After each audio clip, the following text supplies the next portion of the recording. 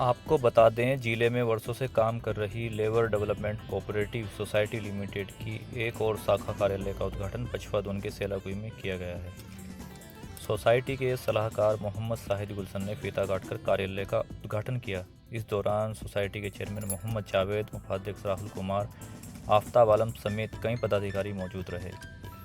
Society के सचिव अब्दुल वहीद मिर्जा ने कहा कि सोसाइटी के एक और कार्यालय की शुरुआत हो रही है। एक और शाखा कार्यालय का उद्घाटन होने से कार्य में आसानी होगी, जिससे काम करने में तेजी आएगी और समाज को जागरूक करने में मदद मिलेगी। उन्होंने कहा कि सहकारिता का प्रयास मुख्य रूप से बिखरे हुए मजदूर वर्ग को संगठित करना है।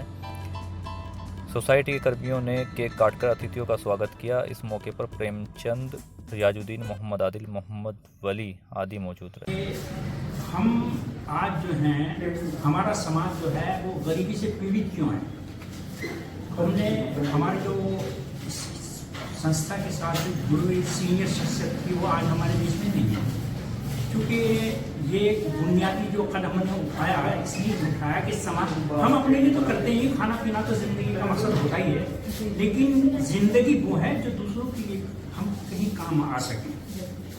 तो इसका जो मेन मोटो है, जो इसका मेन मकसद है इस सोसाइटी का, यानी कि पहले के जो लोग होते थे वो मिलकर के काम को करते थे।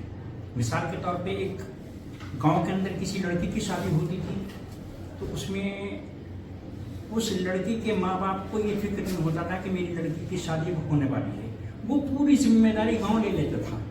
तो अब वो सिस्टम आज बिल्कुल नदारद है, क्योंकि ना तो मिलकर के काम करते हैं, ना कॉर्पोरेट है एक दूसरे के लिए।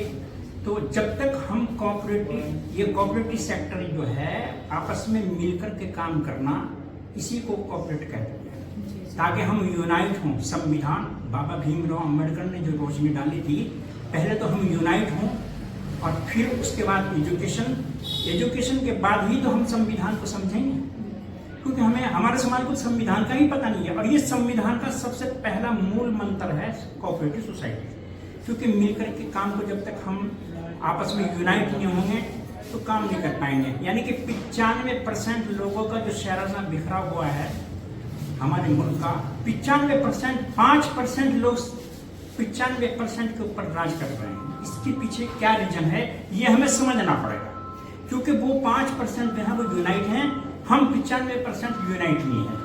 तो इसका मेन मकसद जो है 95% को यूनाइट करना पड़ेगा और इस मिशन को प्रमोट करना पड़ेगा, समझना पड़ेगा इसकी गहराई को, कि हम जो आज इस हालत में, इस दिशा में हम चल रहे हैं, ये सब योजनाएं कैप्चर 5% लोगों ने कैप्चर की हुई हैं और हम उससे महरूम हैं। इसके लिए हमें लड़ाई लड़नी पड़ेगी और इस मिशन को आगे बढ़ाना पड़ेगा।